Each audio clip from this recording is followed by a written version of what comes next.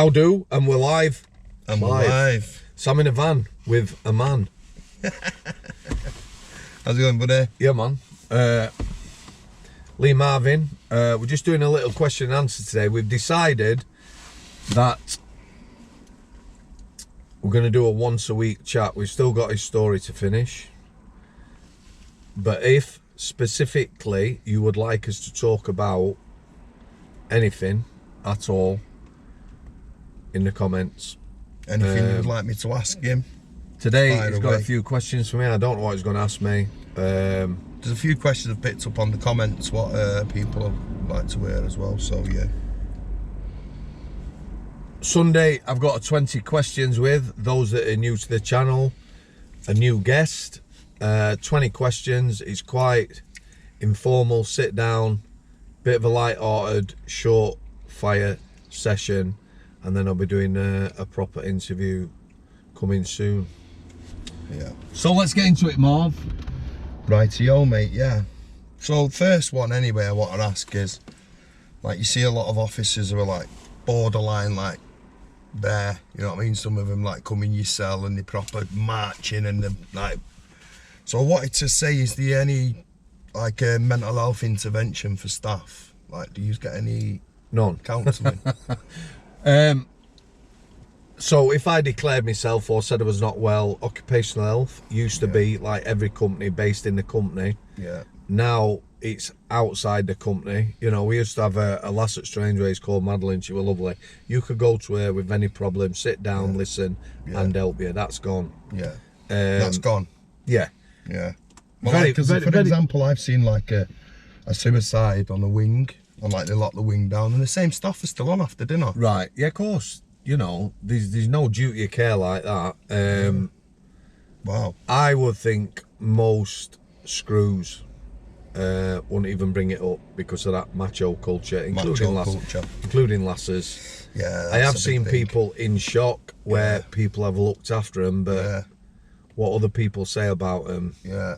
I've seen the worst things happen though, and the staff just seem to brush it off. Sam, like you say, someone's been slit their own throat or something really. I'll tell you what it is. I'll tell you one thing about prison service, and there's a lot of other jobs. I think anyone in care, whether you're looking after kids, prisoners, people in dementia homes and the like, I think there's that feeling that if you're not there, you go home, or you're on the sick, you're letting people down. Well, all right, so, okay.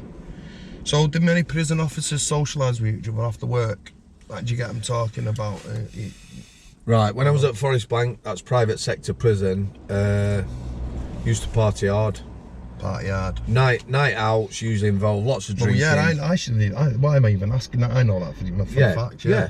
You know, when I was at Strangeways on K-Wing, I used to go out with the K-Wing staff. Yeah. You know, got on with all the K-Wing staff. Yeah. You meet other staff. Not my thing, screws dudes, really.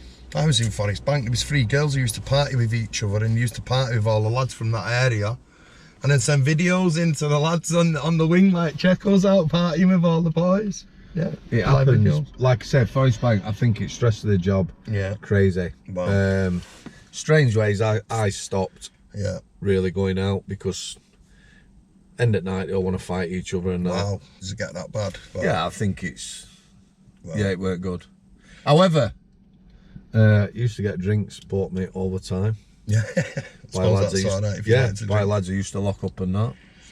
Okay, so another one. Have you seen many officers arrested by the police? I know people. I haven't seen them arrested. I know. Yeah. So we've had a couple taken off site at Strangeways. Wow. Nonsense, really. Wow.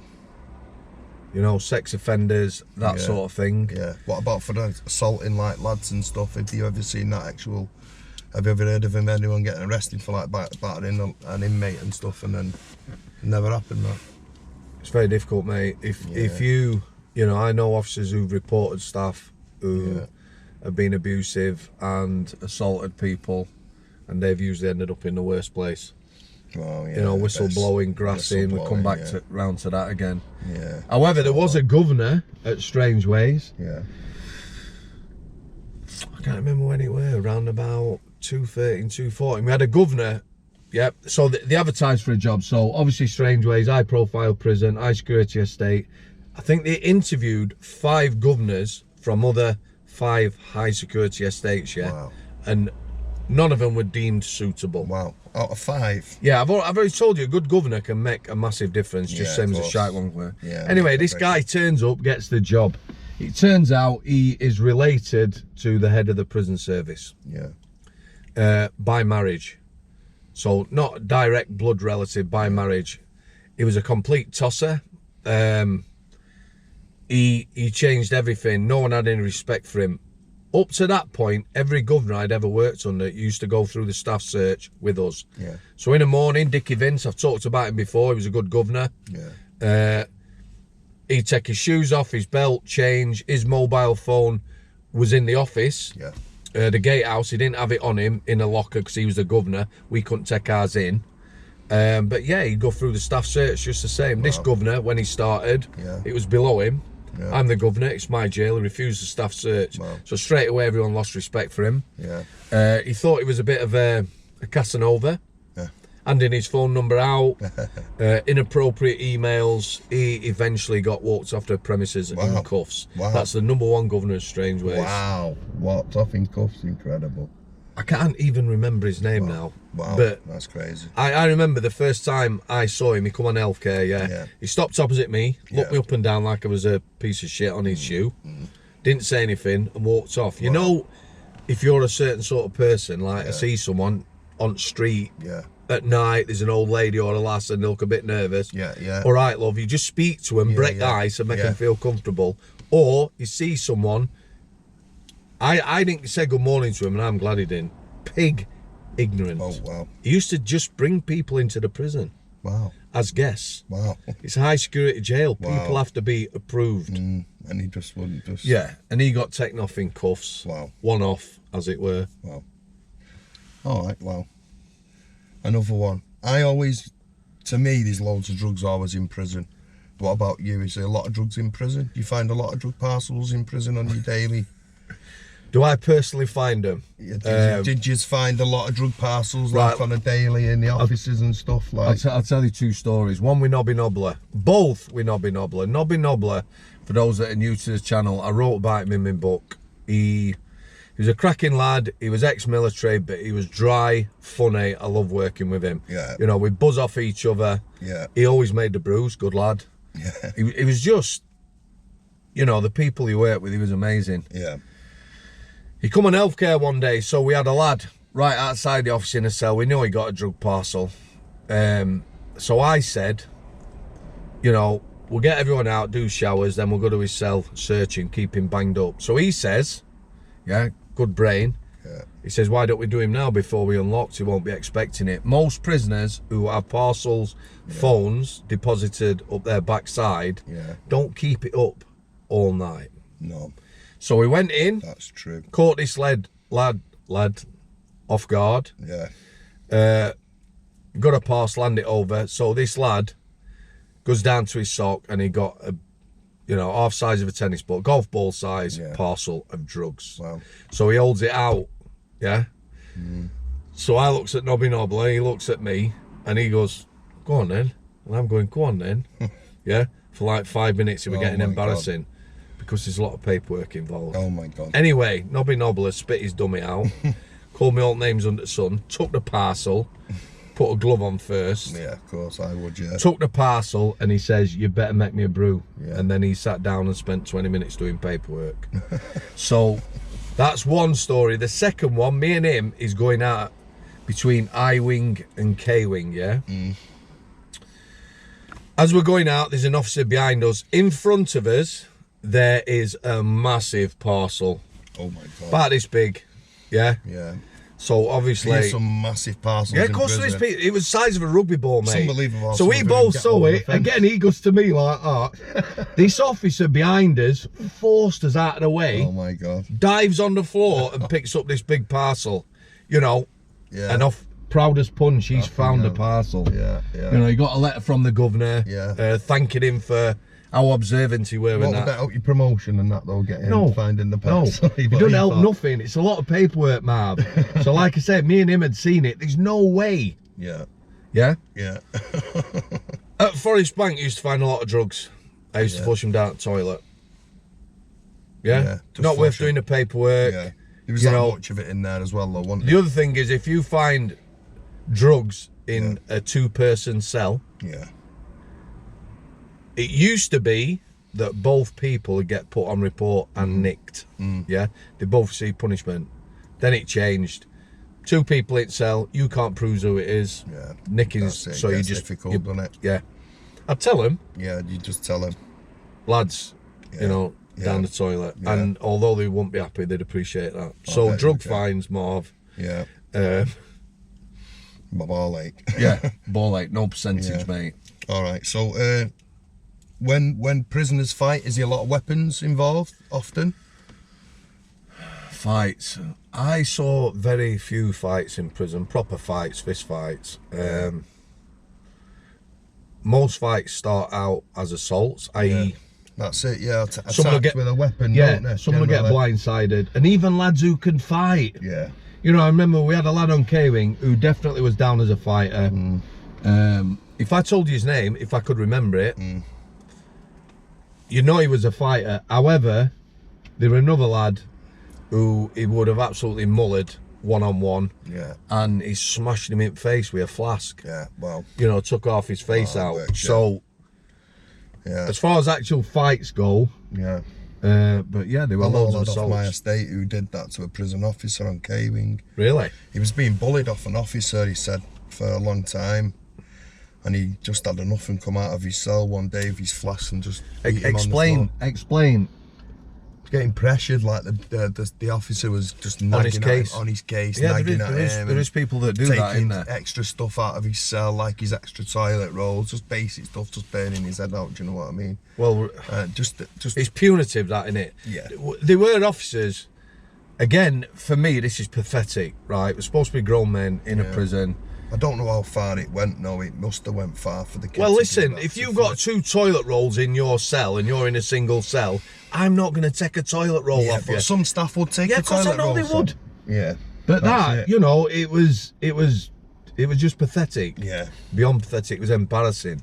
So, you know, people might not understand K-Wing. Yeah. There's 6 staff on the landing, 200 prisoners out. How is anyone bullying a prisoner? But somewhere on top, they get on a case, they stitch them up. Yeah.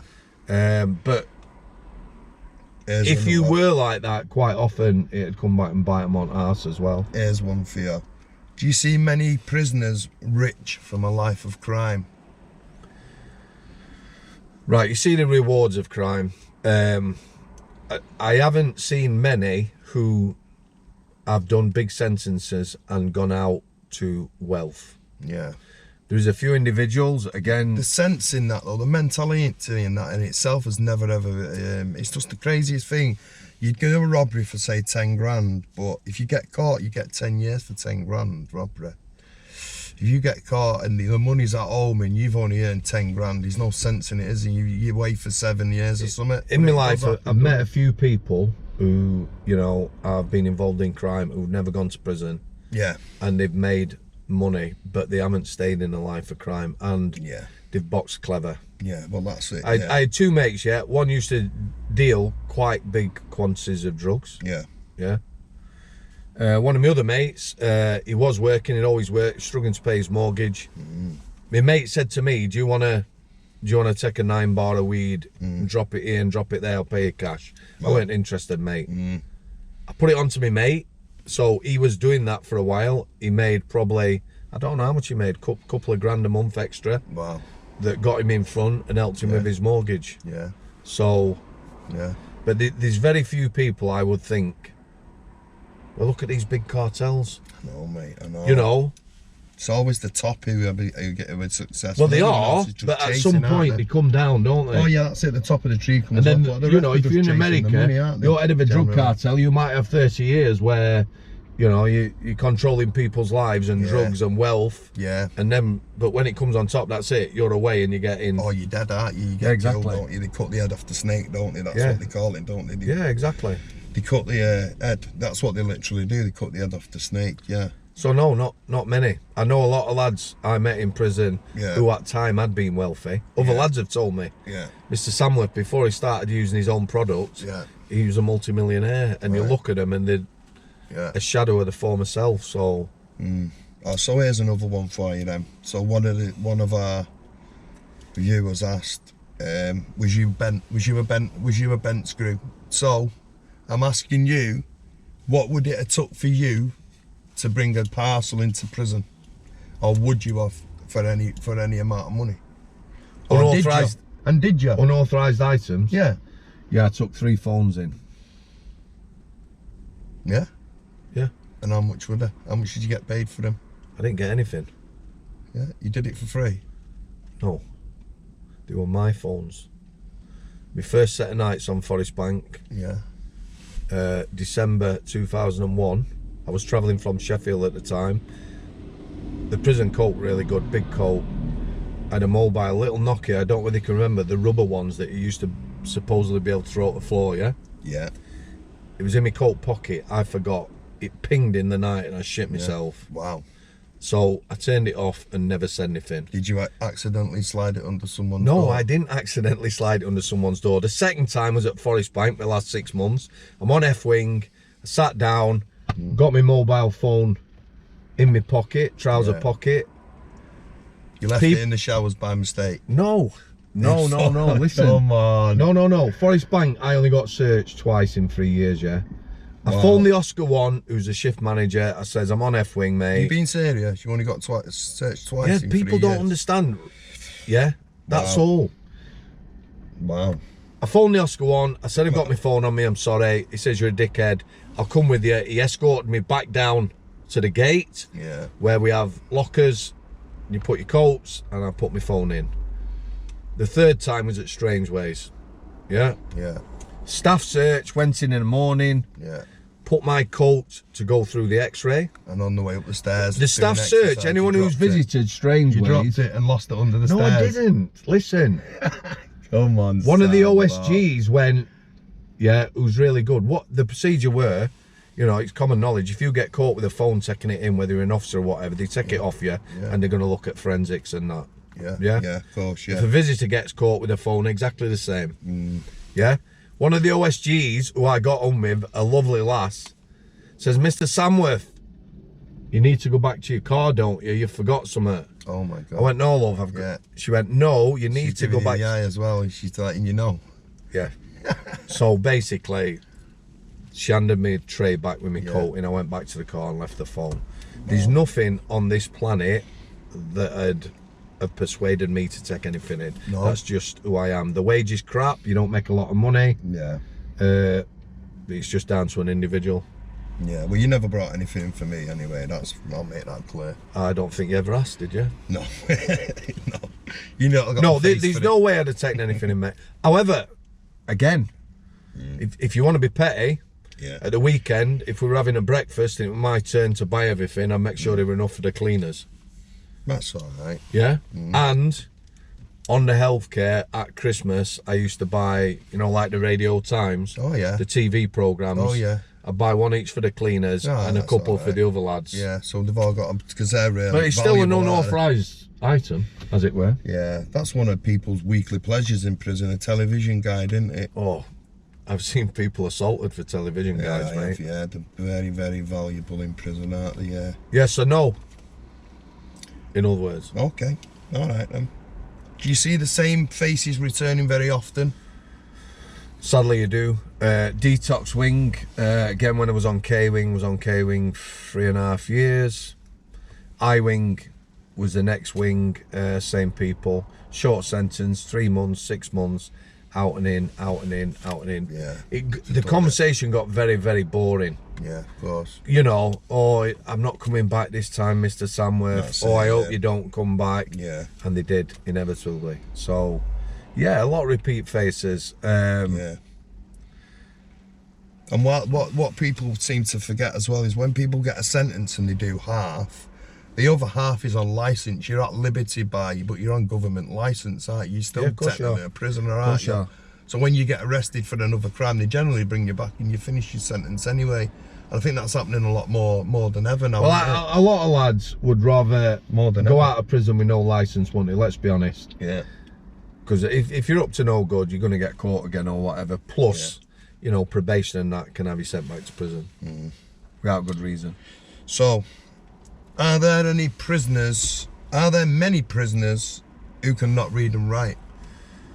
Again, lots. Like your good self-taught in prison. Yeah, it's hard. Yeah. I've met a lot of good lads who can't read and write. Well, yeah, I have.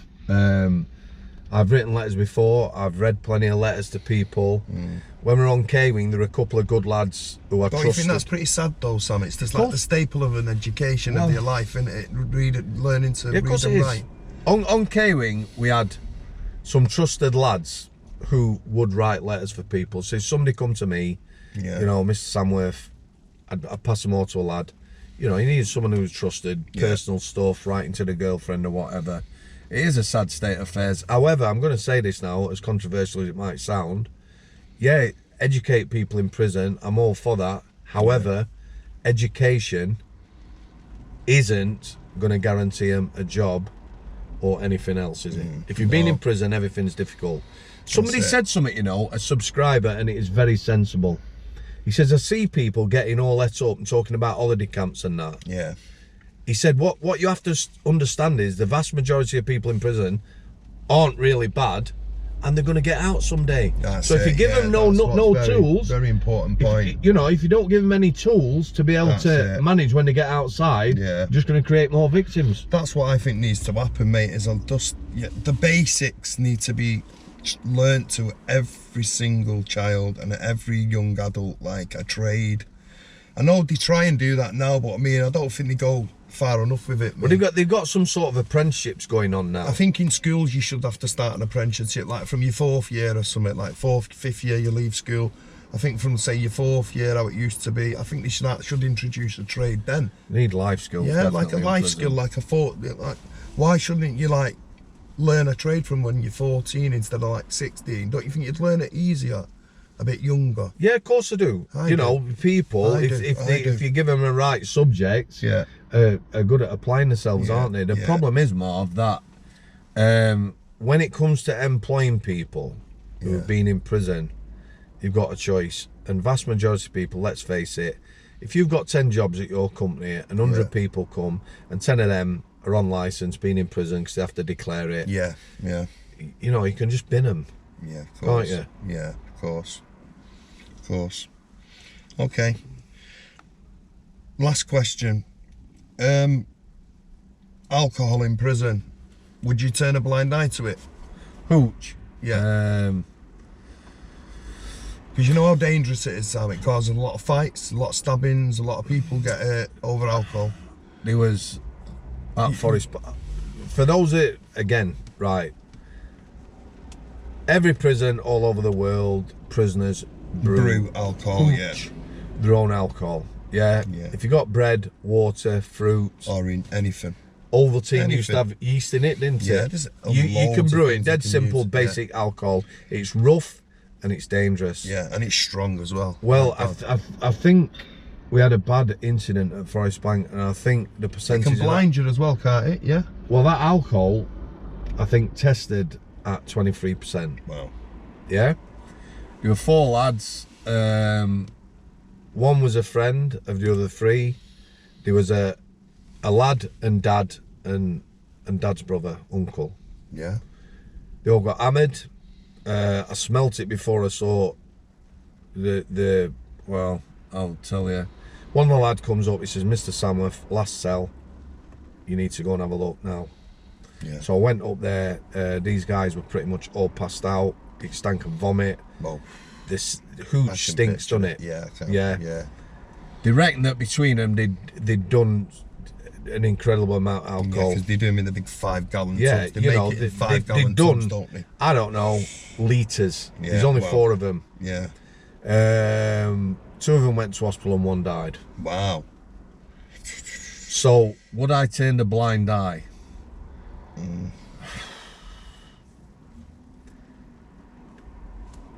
I guess when I was in the private sector and you've got no staff, you won't be looking for that. You got that much prison work to do. It's an incredible amount. I thought I left you speechless then. You was like that. No, it's just... It's an hard one, isn't it?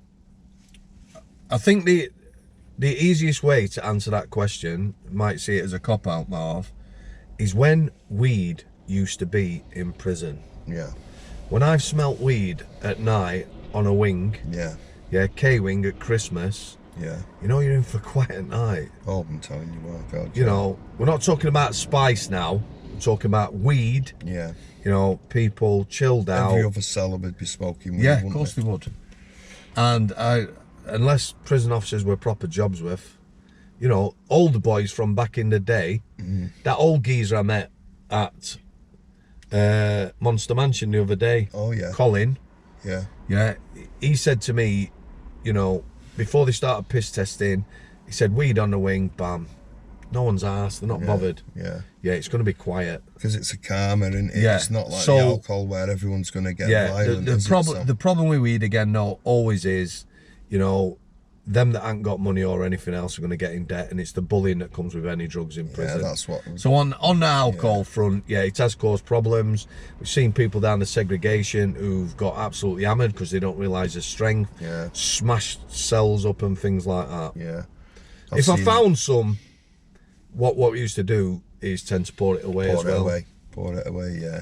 But and as well, the people who the cells who you're finding it in, it's generally not theirs anyway. They're the kid who's been paid to mind it, aren't they? So you know, or not paid. Or not paid. So you know for the fact that you're probably targeting the wrong kid, punishing the wrong kid, aren't you? Yeah, possibly, yeah. Yeah, so best pouring it away then, you know what I mean? The kid who's being bullied to mind it, or possibly... Did you have a brooch?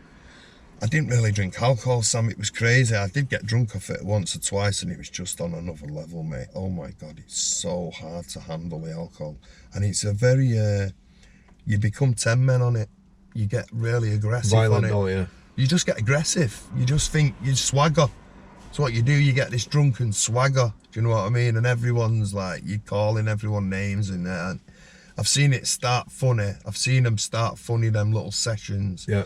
And then by the evening, it's just violent, you know what I mean? People are just getting smacked all over and stuff, do you know what I mean? And I've seen some bad situations. But even in good jails, the best jails, you know, that you think of...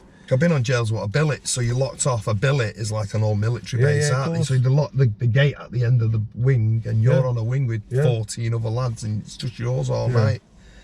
My God, I suppose the violence it brings and stuff like that, you know... I've never turned a blind eye. We've usually just thrown it. Yeah. Get them a warning or get them a squeeze, as it were. What would you do now if you found people with the spice then, Sam?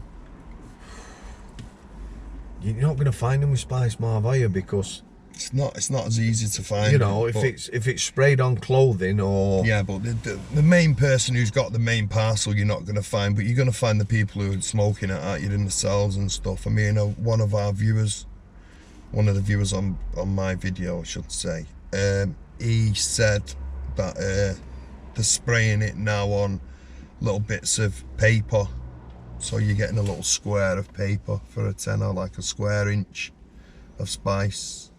Do you know what I mean? And you can rip it up. And I don't think they're going to stop it. What would you do if you caught people with it though, Sam?